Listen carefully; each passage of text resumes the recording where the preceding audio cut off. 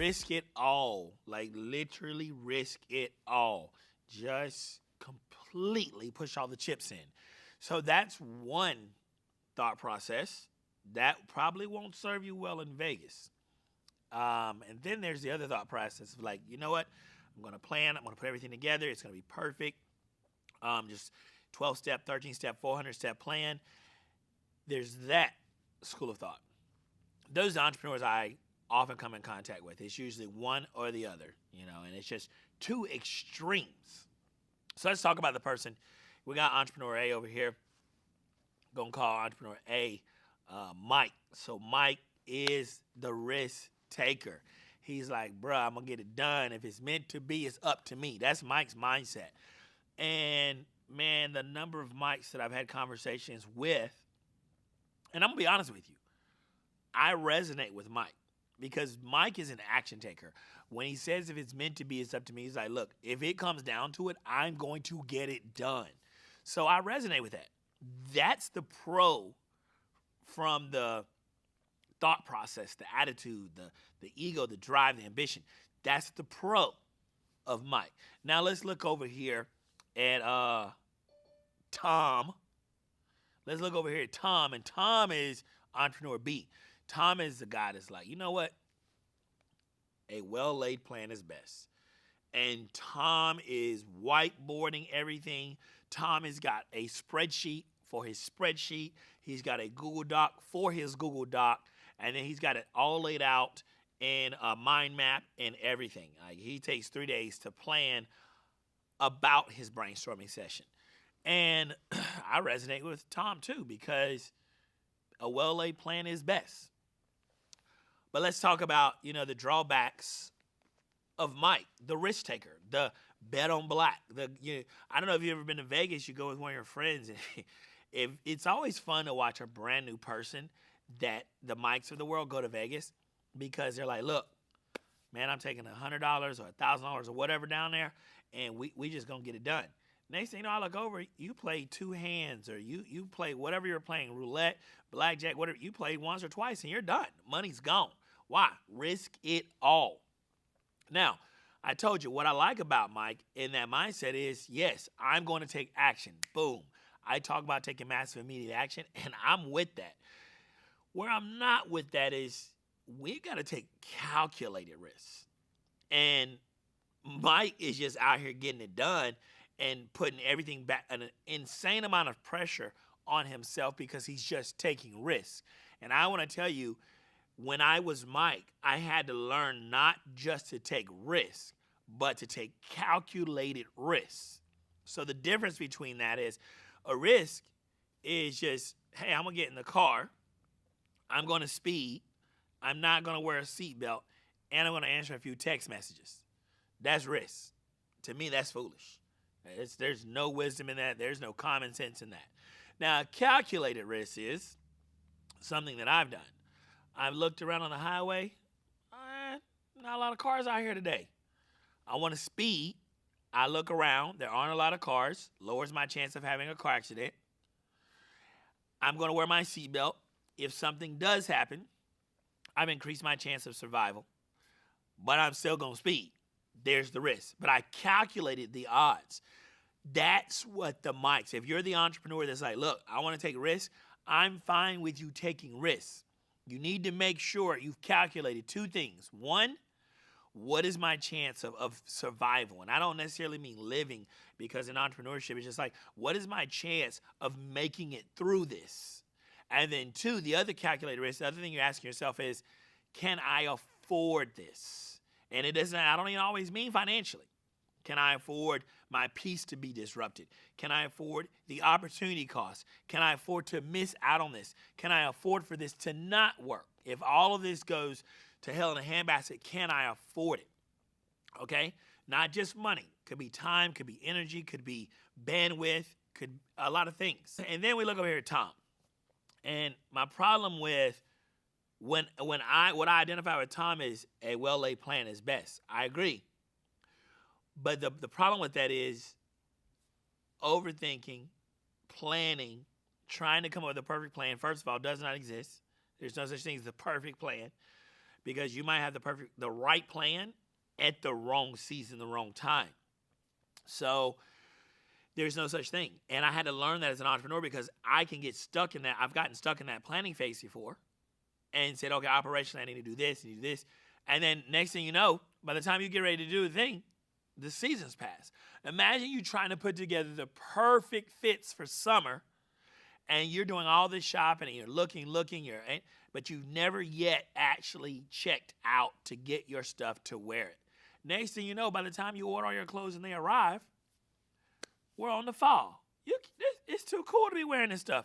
Why? Because you were stuck in the planning phase. And the Toms of the world often find themselves stuck in forever planning, starting to procrastinate. They are very rarely high-level action takers. When they take action, they still second-guess that action by looking for another plan.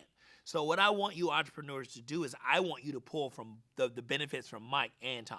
I want you to say, because this is what I've learned. I had to learn this through experience the hard way. And when I say the hard way, by actually doing it. The easiest way is somebody tell you something, hey, don't do that. It didn't work for me or 100 other people. So I want to help you with that. That's the beauty of being here, sharing these things with you. Is like, look, why would I do something that didn't work for other people? That just don't make sense. Like, it doesn't. 5 people fall in a hole, I'm not going to be the person that's going in that same direction because I don't want to fall. Now, some of y'all do it. Let's pull from Mike. Let's pull for Tom, and let's see what we can create here. So what we look at is saying, listen, what are the calculated risks? What risks can I take that I'm actually comfortable with in this season? Okay, this is where I'm comfortable. Where am I willing to push the envelope towards discomfort, towards a little bit, because I want you to live outside your comfort zone just enough, because that creates more action. When you're comfortable, you're not taking action as fast. Then I want you to go over and say, listen, how do I, even with these calculated risks, how do I plan effectively to make sure I don't fall into X, Y, and Z traps? To make sure if this were to happen, how do I make this adjustment? So we're able to pull the calculated risks over here from Mike and say, okay, I've got to not only take risks, but I've got to take calculated ones. James said that's okay. And then I don't have to plan every single thing, but I need to plan according to the calculated risks I'm going to take. And that's honestly what I want you to do, man. I want y'all to quit sitting around thinking about stuff because you're not getting paid. You're not making money sitting around, twiddling your thumbs, telling the entire internet in the world. I love to see the posts out here. Hey, it's about to go crazy. My next season, this next shift y'all about to see. Quit announcing it. Just do it. You ain't got to tell nobody what you about to do.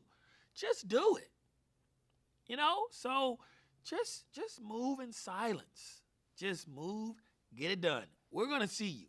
It's funny, some of the clients that have said to me, oh, I'm about to lose 30 pounds, 40 pounds, 50 pounds. 6 months later,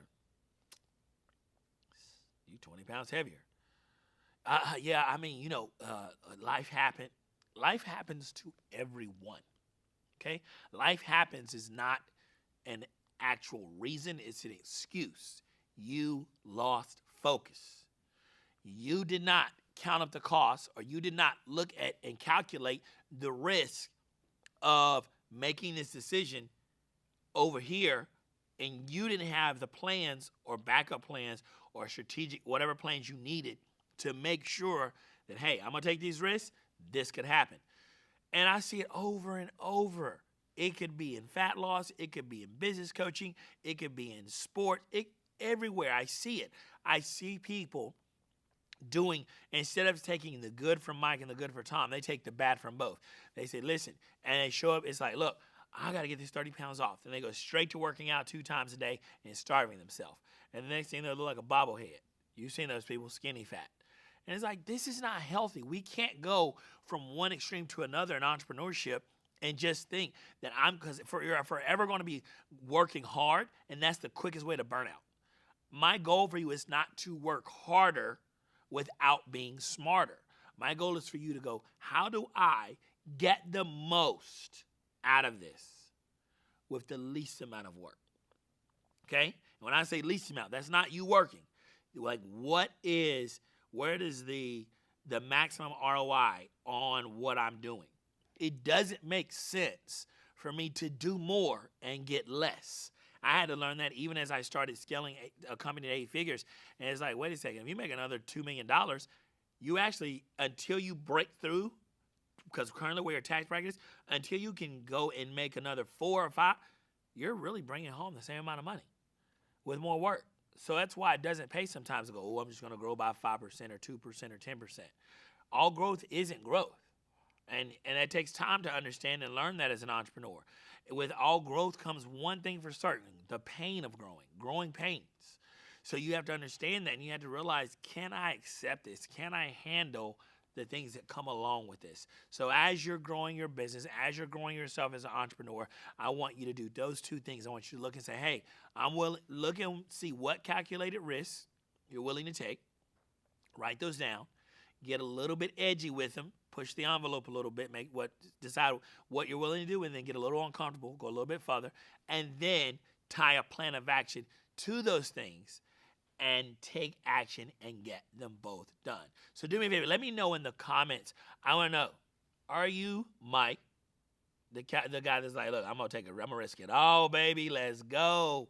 I don't care. I'll live under a bridge when I get home. I'm betting all my money because I'm going to win at some point. So are you Mike? Because Mike's going back. He's leaving Vegas. He's living out of his car. Are you Tom? And you're like, listen, I brought $25. I'm going downstairs. I'm going to gamble my $25. When I lose it, that's it. Going back to my room, staying in my room the rest of the time in Vegas. That's where you can find me. Which one are you? Let me know. Are you Mike? Are you Tom? Let's have a conversation and find out.